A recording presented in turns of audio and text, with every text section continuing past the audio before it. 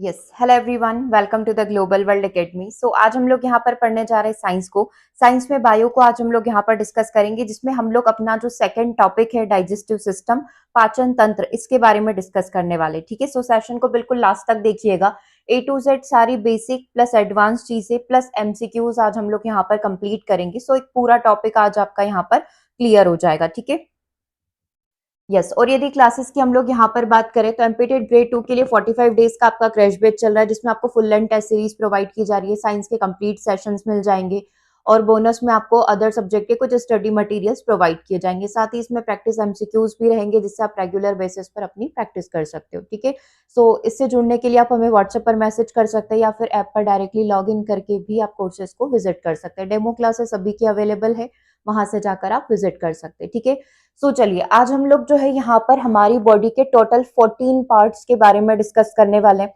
At the last of the session हम लोग इसको फिर से डिस्कस करेंगे। ठीक है, क्योंकि यहाँ पर देखेंगे कि जो भी पार्ट है उसका एक एक डिटेल हमें यहाँ पर पढ़ना है। जैसे मुंह हो गया तो मुंह से रिलेटेड में आपके दांत आ जाएंगे, टंग यहाँ पर आ जाएगी। ठीक है, टीथ हो गए, दांतों का डिस्कशन हो जाएगा, सलाइवा ग्लैंड का हो जाएगा।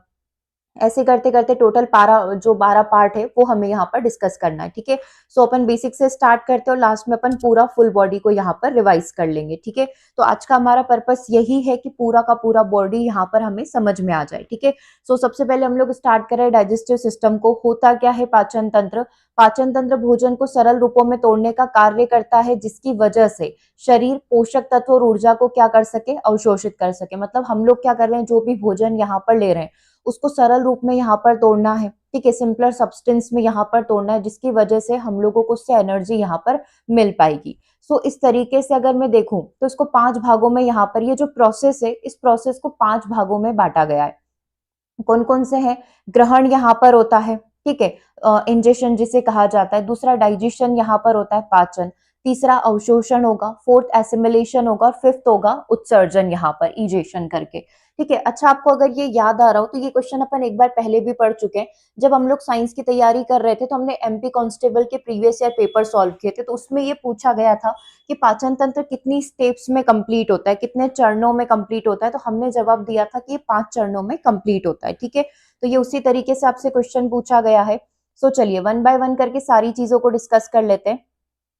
सबसे पहले मैं यदि यहाँ पर बात करूं इंजेशन की, तो इंजेशन जो प्रोसेस होती है भोजन को ग्रहण करने की प्रोसेस, कहाँ से शुरू होती है? मुख से शुरू होती है। यही हमारा पाचन तंत्र का पहला भाग होता है।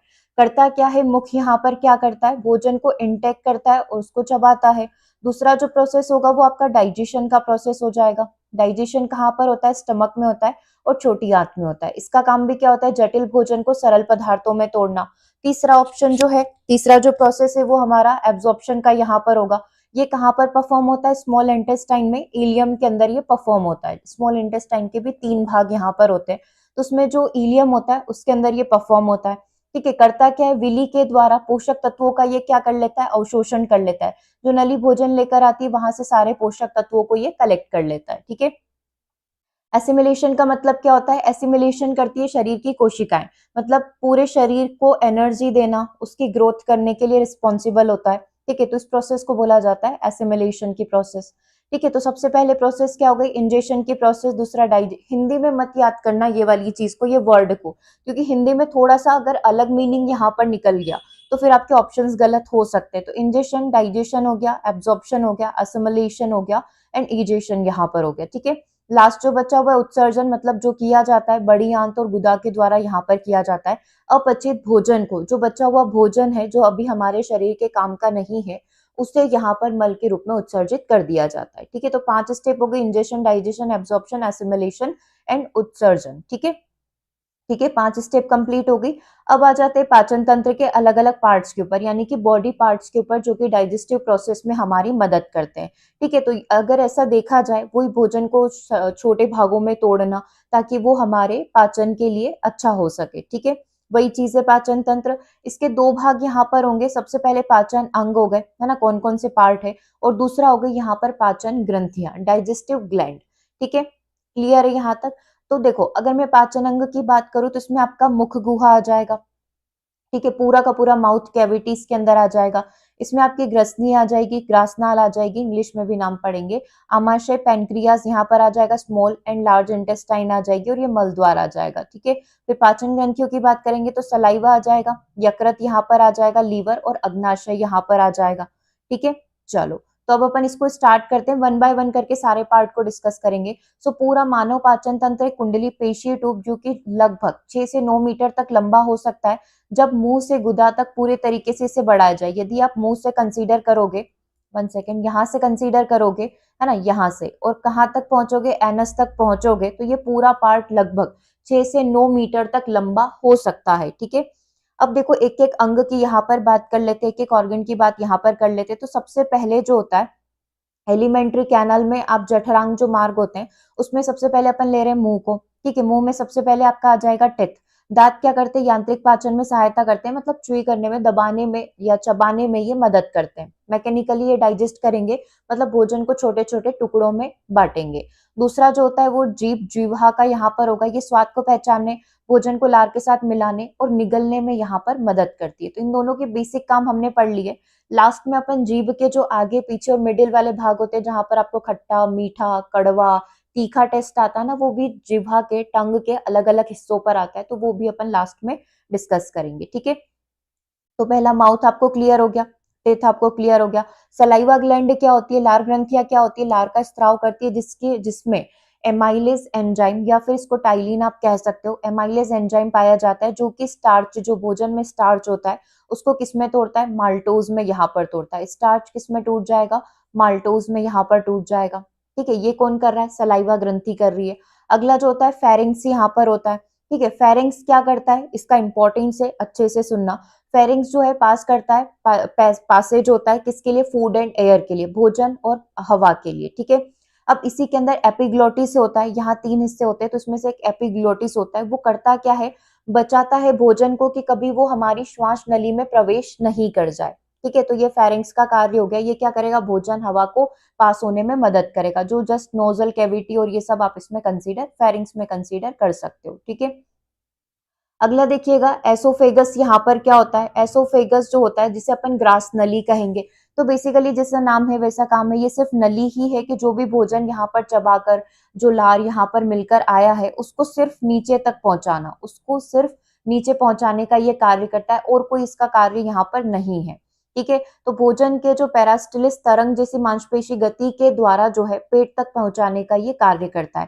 ठीक है, इसमें कुछ इस प्रकार का वीली टाइप स्ट्रक्चर होता है, ताकि भोजन जो इजीली नीचे की साइड यहाँ पर जा सके, रुकेगा नहीं। ठीक है, अब बात कर लेते हैं स्टमक की, है ना, ये स्टमक की, स्टमक क्या कर रहा है, गैस्ट्रिक रस जो है उसका स्त्राव करेगा, गैस्ट्रिक जूस को रिलीज करेगा, जिसके अंदर क्या क्या होगा, जिसके अंदर पहले होगा HCl। HCl क्या करता है, हाइड्रोक्लोरिक एसिड, बैक्टीरिया को नष्ट कर देता है और पेप्सिन को यहाँ पर एक्टिव कर देता है। ठीक है, क्या कर रहा है, बैक्टीरिया को नष्ट करता है और पेप्सिन को यहाँ पर एक्टिव करता है। और HCl का आपको वैल्यू पता है कि काफी एसिडिक होता है, लगभग 2 के समथिंग इसकी वैल्यू रहती है। ठीक है, जिसकी वजह से इजीली हमारा जो हमने भोजन लिया है उसमें एसिड मिल जाता है और वो जल्दी से यूज में आ जाता है। अब ये जो पेप्सिन बना रहा है, ये पेप्सिन क्या करता है, प्रोटीन को पेप्टोन में यहाँ पर कन्वर्ट कर देगा। ठीक है, जो प्रोटीन होता है जो हमारे भोजन में उपस्थित है उसको पेप्टोन में यहाँ पर कन्वर्ट कर देगा। ठीक है, उसके बाद आ जाता है रेनिन, जो छोटे बच्चों में पाया जाता है, दूध के प्रोटीन के पाचन में यहाँ पर मदद करता है। ठीक है, फिर आ जाता है म्यूकस, है ना, ये इसमें पाया जाता है पेट की दीवारों में। तो ये क्या करता है, जैसे हम लोग भोजन ले रहे हैं तो वो एसिडिक, HCl एसिडिक प्रवृत्ति का होता है, जिसकी वजह से जल्दी से वो डाइजेस्ट यहाँ पर हो जाता है, लेकिन इसकी वजह से पेट की दीवारें भी तो खराब हो सकती है। तो म्यूकस क्या करता है, श्लेष्मा जिसे अपन हिंदी में कहते हैं, तो ये पेट की दीवारों को एसिड से यहाँ पर बचाने का कार्य करता है। ठीक है, अगला देखिएगा स्मॉल इंटेस्टाइन, क्योंकि यहाँ तक तो अपन पहुंच गए, माउथ अपन ने देखा, सलाइवा देख ली, एसोफेगस यहाँ पर देख लिया, फेरिंग्स यहाँ पर देख लिया, स्टमक हो गया। ठीक है, अब अपन आ जाते हैं छोटी आंत के ऊपर। ठीक है, जो बॉडी का सबसे लंबा पार्ट यहाँ पर माना जाता है, जो कि लगभग 6 मीटर तक का यहाँ पर होता है, मुख्य पाचन और अवशोषण का ये स्थल है, मेन भोजन जो डाइजेस्ट होता है वो यहीं पर आता है और यहीं पर अवशोषित भी होता है। तो डाइजेशन एंड एब्जॉर्प्शन की जो प्रोसेस है वो यहीं पर कंप्लीट होगी। ठीक है, उसके बाद इसके 3 पार्ट यहाँ पर होते हैं। ठीक है, सबसे पहला जो पार्ट होता है ये होता है हमारा डुओडिनम करके। ठीक है, ये क्या करता है, पित्त रस और अग्नाशयी रस को यहाँ पर प्राप्त करेगा। ठीक है, हमारे स्टमक से पित्त रस और जो पैंक्रियास जूस है उसको यहाँ पर प्राप्त करेगा।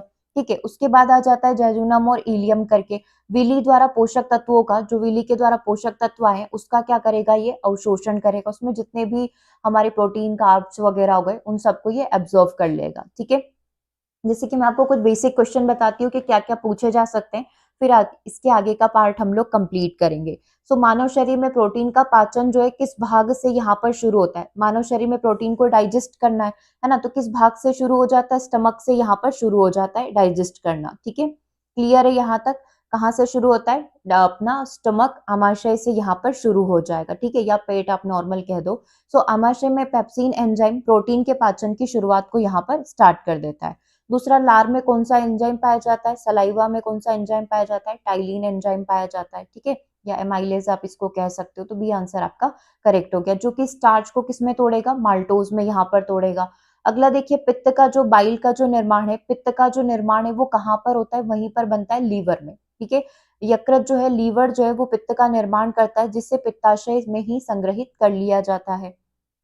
चलो अब आ जाते हैं लार्ज इंटेस्टाइन के ऊपर। अभी आपने स्मॉल इंटेस्टाइन पढ़ी, उसके 3 पार्ट पढ़े। ठीक है, अब लार्ज इंटेस्टाइन क्या कर रही है, जैसे स्मॉल इंटेस्टाइन जो है मेनली जो भोजन को अवशोषित करने का कार्य है, डाइजेस्ट करने का कार्य है, एब्जॉर्ब करने का कार्य, वो स्मॉल इंटेस्टाइन छोटी हाथ यहाँ पर कर लेती है, सबसे लंबी होती है, लगभग 6 मीटर की यहाँ पर होती है। ठीक है, अब लार्ज इंटेस्टाइन जो होती है पानी और खनिजों का अवशोषण करता है और मल का यहाँ पर निर्माण करता है। मलाशय जो है, रेक्टम जो है, मल को संग्रहित करेगा।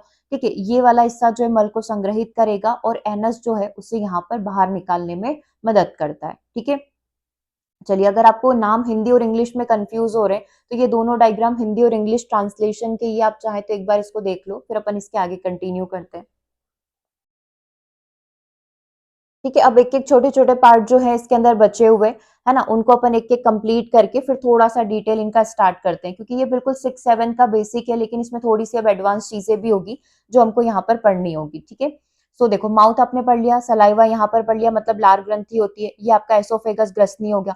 ठीक है, कंठद्वार, ग्रासनाल, श्वासनाल हो गया, आमाशय हो गया। ठीक है, पेनक्रियाज हो गया, बड़ी आंत हो गया, शुद्रांत जिसे अपन ने अभी इलियम कहा, गुदाद्वार, मलाशय यहाँ पर हो गया, ये सीकम होता है। ठीक है, ये यकृत, पित्ताशय, सारी चीजें, लीवर हो गया, गैल ब्लैडर हो गया।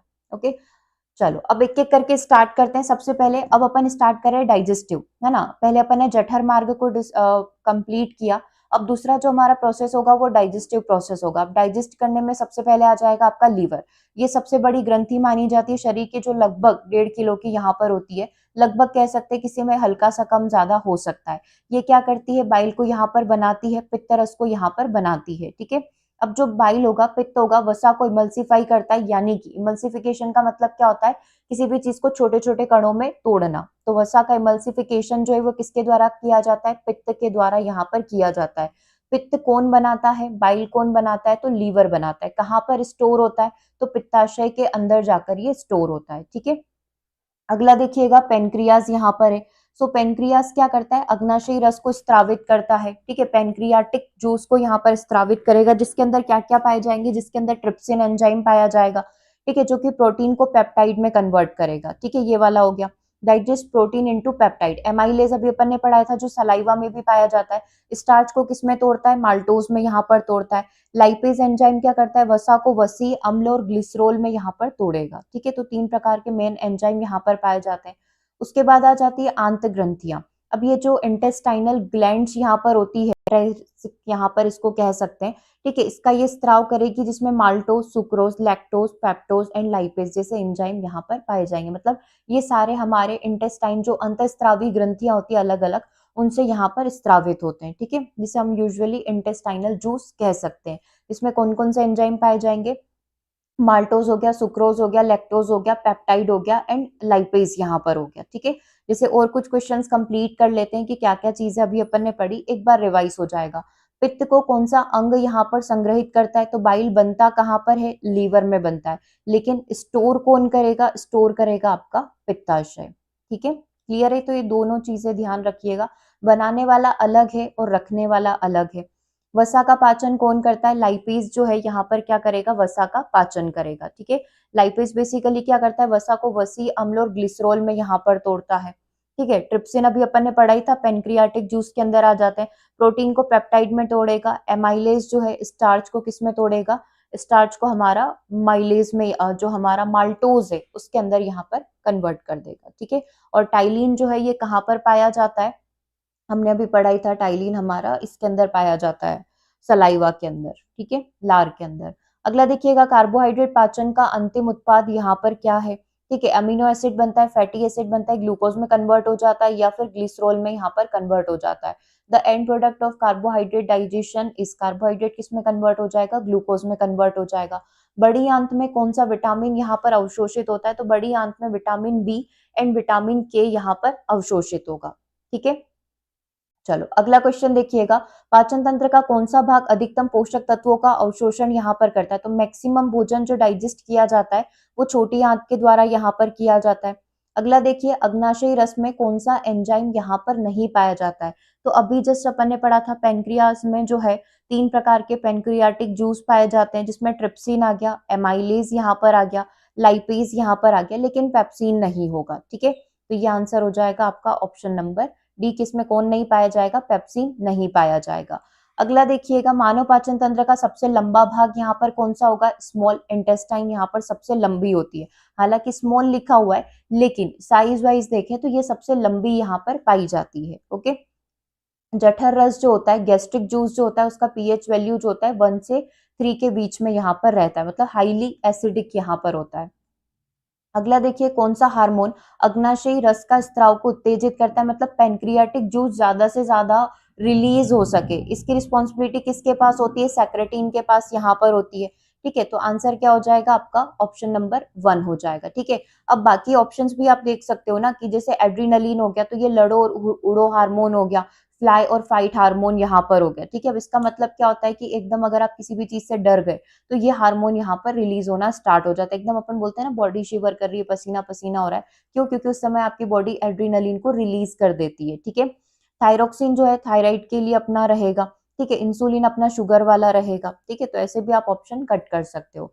नेक्स्ट, जल अवशोषण के लिए कौन सा पाचन तंत्र जिम्मेदार है, तो जल अवशोषण किसके द्वारा किया जाएगा, बड़ी आंत के द्वारा यहाँ पर किया जाएगा, ठीक है। रेनिन एंजाइम किसके लिए महत्वपूर्ण होता है, तो अभी अपन ने एंजाइम पढ़ा था कि छोटे बच्चों में दूध के पाचन के लिए रेनिन एंजाइम बहुत ही ज्यादा इंपॉर्टेंट यहाँ पर होता है, ओके। अभी जो चीजें पढ़ी सिर्फ वही क्वेश्चन अपन अभी कंप्लीट कर रहे हैं। मनुष्य में कौन सा कार्बोहाइड्रेट अपाच्य यहाँ पर होता है, जिसको मनुष्य डाइजेस्ट नहीं कर सकता, स्टार्च कर सकता है, ग्लाइकोजन कर सकता है, माल्टोज कर सकता है, लेकिन सेल्यूलोज नहीं कर सकता है, ठीक है। सेल्यूलोज जो है यहाँ पर एनिमल कर सकते हैं, तो उनकी बॉडी में पाया जाता है सेल्यूलोज, ठीक है। अगला देखिएगा, माल्टोज को ग्लूकोज में कौन बदलता है, तो माल्टोज को माल्टेज के द्वारा किस में कन्वर्ट कर दिया जाता है, ग्लूकोज में यहाँ पर कन्वर्ट कर दिया जाता है, ठीक है। अगला देखिएगा, कौन सा अंग पाचक एंजाइमों के अलावा इंसुलिन भी स्रावित करता है, मतलब वो क्या कर रहा है, एंजाइम के अलावा वो इंसुलिन भी दे रहा है, तो इंसुलिन किस कौन देता है, पेनक्रियास अग्नाशय यहाँ पर देता है, उसी के द्वारा इंसुलिन को जो है ब्लड में रिलीज किया जाता है, राइट। ये सारी चीजें होती है। कौन सा भाग भोजन को श्वास नली में जाने से रोकता है, ये हमने पढ़ा ही था, एपिग्लोटिस यहाँ पर होता है ना, जो कि फेरिंक्स के पास यहाँ पर स्थित होता है, जो कि ये टेक केयर करता है, इस चीज का ध्यान रखता है कि जब भोजन आ रहा है तो वो विंड पाइप के अंदर जो श्वास नली है उसके अंदर यहाँ पर नहीं चला जाए, ठीक है। बड़ी आंत में जीवाणुओं के द्वारा कौन सा विटामिन संश्लेषित किया जाता है, तो अभी अपन ने पढ़ा ही था, विटामिन बी एंड के जो है संश्लेषित किया जाता है, ओके। चलिए, जैसे कि अभी अपन ने मुख और ग्रसनी के बारे में, माउथ और इसके ग्रसनी के बारे में जब देखा, तो ग्लूकोज में लार ग्रंथियों से लार एमाइलेज के उत्पादन के द्वारा स्टार्च को यहाँ पर इसमें कन्वर्ट कर देती है, रासायनिक विघटन उसका यहाँ पर हो जाता है।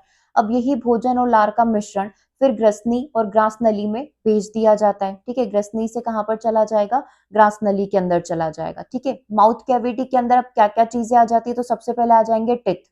टोटल हमको पता है 32 दांत यहाँ पर होते हैं, प्रत्येक जबड़े के अंदर 16-16 दांत यहाँ पर दिखाई देते हैं, ठीक है। और अस्थायी दांत जो होते हैं बच्चों के, उनकी संख्या कितनी होती है, 20 होती है। मनुष्य में कितने प्रकार के दांत पाए जाते हैं, तो मनुष्य में 4 प्रकार के दांत यहाँ पर पाए जाते हैं। तो ये सारी चीजें अभी अपन फटाफट से एक बार कंप्लीट रिविजन इसका ले लेते हैं। तो आपको पता ही है 32 ही मत दिखाओ, मतलब 32 दांत मत दिखाओ, ठीक है।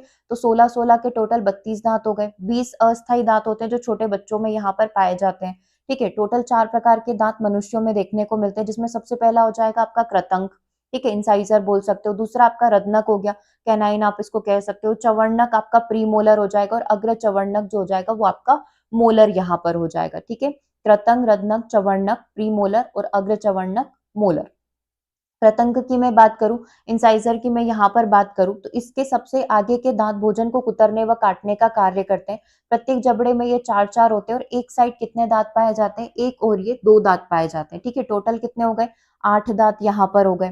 ठीक है, अभी अपन डायग्राम से भी समझ लेंगे। चलो एक बार देख ही लो डायग्राम ताकि अच्छे से क्लियर हो जाए। ठीक है, मैं आपको यहाँ पर बोलती जाती हूँ, एक एक दांत के ऊपर आप ध्यान देना। ठीक है, हम लोग बात करें कृतंक की, इंसाइजर की। ठीक है, तो हमने क्या बोला कि सबसे आगे के दांत, ये वाले जो दांत होते हैं, ये चारों आप देख लो, है ना। ये चारों जो दांत होते हैं ये भोजन को काटने का कार्य करते हैं, कुतरने का कार्य करते हैं। मतलब 4 ऊपर हो गए, 4 नीचे हो गए। टोटल इंसाइजर कितने हो गए, 8 यहाँ पर हो गए। इनका नंबर आपको पता होना चाहिए, वो ज्यादा इंपॉर्टेंट है। दूसरा जो हो जाएगा अपना रत्नक हो जाएगा, कैनाइन यहाँ पर हो जाएगा। अब ये जो करते हैं, है ना, ये क्या करते हैं, भोजन को चीरने और फाड़ने का कार्य करते हैं। मांसाहारियों में ये बहुत अच्छे से डेवलप होते हैं। प्रत्येक जबड़े में ये दो दो पाए जाते हैं, एक इस साइड एक इस साइड, फिर इधर नीचे में भी एक इस साइड पाया जाएगा। जस्ट इन चार दांतों के पास वाला, इन चार दांतों से जो अगला दांत होगा वो आपका कैनाइन यहाँ पर होगा। ठीक है, तो प्रत्येक जबड़े में ये दो दो पाए जाएंगे। कितने हो गए, ये 4 यहाँ पर हो गए। उसके बाद यदि मैं बात करूं प्रीमोलर की, प्रीमोलर मतलब चवर्णक यहाँ पर हो गए। ये भी हम लोग बोल सकते हैं चबाने का कार्य करते हैं और प्रत्येक जबड़े में ये चार चार यहाँ पर पाए जाते हैं। ठीक है, उसके बाद लास्ट आपका क्या बच रहा है, मोलर बच रहा है ना, अग्र चवर्णक बच रहा है। ये भी क्या कर रहे हैं, ये भी चबाने का कार्य कर रहे हैं। प्रत्येक जबड़े में ये कितने पाए जाएंगे, 6 यहाँ पर पाए जाते हैं। तो टोटल कितने हो गए, 12 यहाँ पर हो गए। ये कितने हो गए, 8 यहाँ पर हो गए। ठीक है, चलो अब एक बार और आप यहाँ से इसको कंफर्म कर लो, एक बार और इसका थ्योरी देख लो, फिर अपन इसको आगे बढ़ जाते हैं, नंबर्स हमारे क्लियर हो जाएंगे। ठीक है, कृतंक यहाँ पर हो गए, सबसे आगे के दांत भोजन को कुतरने काटने के, प्रत्येक जबड़े में चार चार होते हैं, एक साइड दो दांत यहाँ पर पाए जाते हैं। ठीक है, पहली चीज हो गई। दूसरा रत्नक आप यहाँ पर देख लो, कैनाइन देख लो, प्रत्येक जबड़े में ये दो दो पाए जाएंगे। चवर्णक प्रत्येक जबड़े में चार चार के पेयर में यहाँ पर ये मिलेगा। अग्र चवर्णक जो होगा प्रत्येक जबड़े में छह छह के पेयर में यहाँ पर मिलेगा। अंतिम चवर्णक जो दांत यहाँ पर होते हैं उसको अक्कल दाढ़ भी हम लोग यहाँ पर कहते हैं। ठीक है, चलिए ये हो गया। अब दांत के यदि मैं पार्ट की यहाँ पर बात करूं तो ये नीचे वाला हिस्सा रूट कहलाता है, ये वाला हिस्सा नेक कहलाता है, और जो सबसे टॉप वाला हिस्सा होता है उसे हम लोग क्या बोलते हैं, क्राउन यहाँ पर कहते हैं। ठीक है, तो चलो ये कंप्लीट हो गया। उसके बाद हम लोग यहाँ पर बात कर लेते हैं लार की। मनुष्य में 3 जोड़ी लार ग्रंथियां पाई जाती है। लार की प्रकृति हल्की सी अम्लीय यहाँ पर होती है। लार में टाइलिन एंजाइम यहाँ पर पाया जाता है या एमाइलेज एंजाइम यहाँ पर पाया जाता है। स्टार्च को पाचन करने में ये मदद करता है। ठीक है, माल्टोज में कन्वर्ट कर देता है। भोजन का पाचन मुंह से ही शुरू हो जाता है। ग्रसनी क्या करती है, ये पाइप के समान यहाँ पर होती है, इसमें कोई पाचन ग्रंथि नहीं होती है। यह भोजन को मुख गुहा से लेकर आमाशय तक पहुंचाने का कार्य करती है। ठीक है, अब आमाशय आ गया है, तो आमाशय क्या करता है, भोजन का अस्थायी भंडार करता है। 3-4 घंटे तक भोजन यहाँ पर स्टोर रहता है, जिसमें जो जठर रस है वो स्त्रावित होगा। अब इसी रस के अंदर अपन ने पढ़ाई था HCl, पेप्सिन, रेनिन, छोटे बच्चों में दूध के पाचन के लिए। म्यूकस श्लेष्मा यहाँ पर पाया जाएगा ताकि उसकी स्किन को यहाँ पर एसिड HCl से बचाव मिल सके। पेप्सिन प्रोटीन का पाचन, रेनिन दूध का पाचन यहाँ पर करता है, और म्यूकस आमाशय की दीवारों की रक्षा करता है, आमाशय को पेप्सिन व HCl से बचाने के लिए। ठीक है, और जठर रस जो होता है वो अम्लीय यहाँ पर होता है। सो आमाशय में कार्बोहाइड्रेट का अपघटन नहीं होता है बल्कि प्रोटीन का अपघटन होता है। ये कुछ फैक्ट है जो आपको याद रखने हैं। ठीक है, जो एनसीईआरटी की बुक के लास्ट में रहते हैं। पेप्सिन एंजाइम द्वारा आमाशय की दीवारों का आंशिक पाचन जो होता है, मतलब पेप्सिन एंजाइम कई बार क्या करता है, आमाशय की दीवारों को ही नुकसान करने लग जाता है, उसी को डाइजेस्ट करने लग जाता है। इसीलिए आपने देखा होगा ना, अल्सर बीमारी होती है, पेट में छाले हो गए हैं।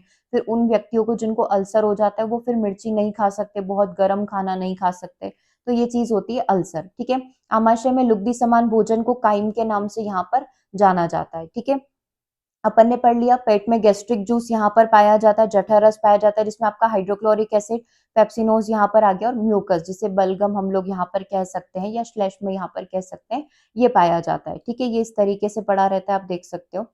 ओके, चलिए HCl क्या करता है, HCl का देख लो, सूक्ष्म जीवों को मारेगा, पीएच को कम करके 1.5 से 2.5 के बीच में कर देता है, या पेट का पीएच कम करता है जिससे पेप्सिन इजीली एक्टिव यहाँ पर हो जाता है। अब देखो, पेप्सोजेन एक एंजाइम है जो कि प्रोटीन का पाचन शुरू करता है और प्रोटीन के हाइड्रोलिसिस होकर पेप्टाइड बनने की क्रिया को कंट्रोल करता है। ठीक है, पेट में अम्ल और भोजन का मिश्रण चाइम पेट से निकलकर छोटी आंत में यहाँ पर प्रवेश कर जाता है। उसके बाद अल्कोहल और एस्पिरिन जो है पेट में पेट के अस्तर के माध्यम से यहाँ पर अवशोषित किए जाते हैं। एपिथेलियल जो कोशिकाएं हमारे शरीर में पाई जाती है वो ही बलगम का स्त्राव करती है। तो अगर आपसे पूछा जाए कि म्यूकस जो हमारी बॉडी में पाया जाता है ना, वो कौन सी कोशिकाओं से बनता है, तो वो एपिथेलियल कोशिकाओं के द्वारा स्त्रावित किया जाता है, जो कोशिकाओं और पेट के एसिड के बीच में एक सुरक्षात्मक घेरा यहाँ पर बनाने की कोशिश करती है। एक स्मॉल इंटेस्टाइन आपने पढ़ ही लिया था, फीट वाइज देखना है तो 22 फीट और लगभग 6.5 मीटर ये लंबा होता है, 6 से 6.5 के बीच में, ठीक है। अब इसी में 3 भाग अपन ने पढ़ लिए, डियूडेनम, जेजुनम और इलियम यहाँ पर पढ़ लिया। प्रत्येक विली में कोशिकाओं के माध्यम से शर्करा और अमीनो एसिड रक्त प्रवाह के अंदर चले जाते हैं। ग्लिसरॉल और फैटी एसिड लसिका तंत्र में चले जाते हैं।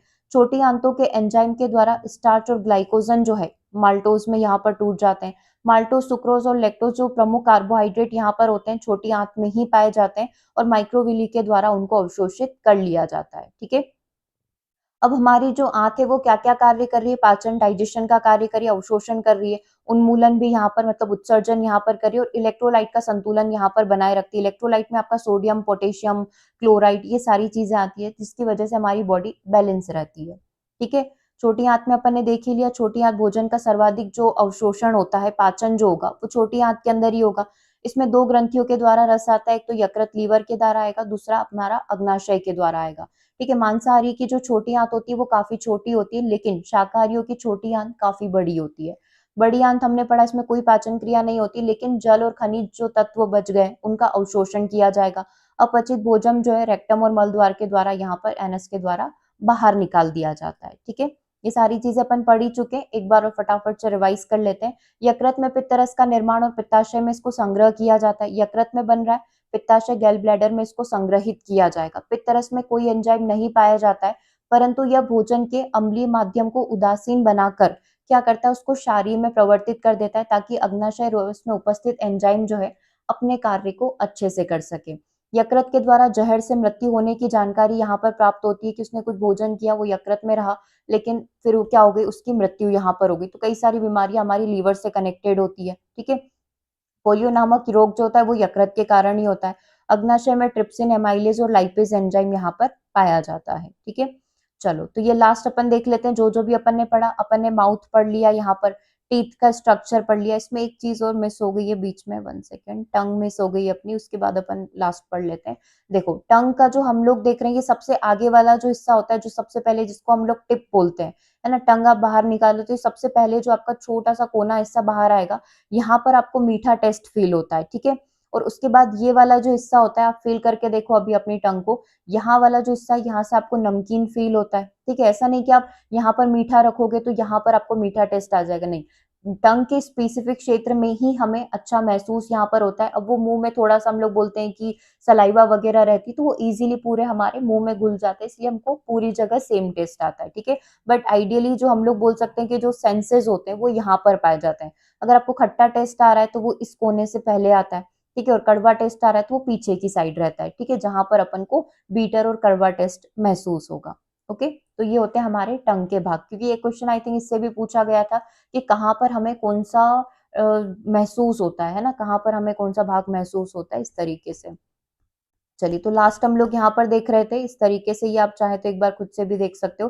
सारी चीजें समझ में आ गई, कोई छूटना नहीं चाहिए, वो इंपॉर्टेंट है। ये हमारा माउथ हो गया, ठीक है, माउथ का हमने यहाँ पर पढ़ लिया। उसके बाद टीथ का स्ट्रक्चर हो गया, तीसरा सलाइवा हमने यहाँ पर पढ़ लिया, फेरिंग्स हमने यहाँ पर देख लिया, एपिग्लोटिस इसमें पाया जाता है जो कि भोजन को विंड पाइप में न जाए इसका ध्यान रखता है, ठीक है। एसोफेगस यहाँ पर हो गया, ठीक है, लीवर हो गया, स्टमक यहाँ पर हो गया, पेनक्रियाज हो गया, large intestine, small intestine, rectum हो गया और एनस हो गया। तो ये टोटल 12 ही पार्ट हम लोगों ने यहाँ पर कंप्लीट कर लिए, ठीक है।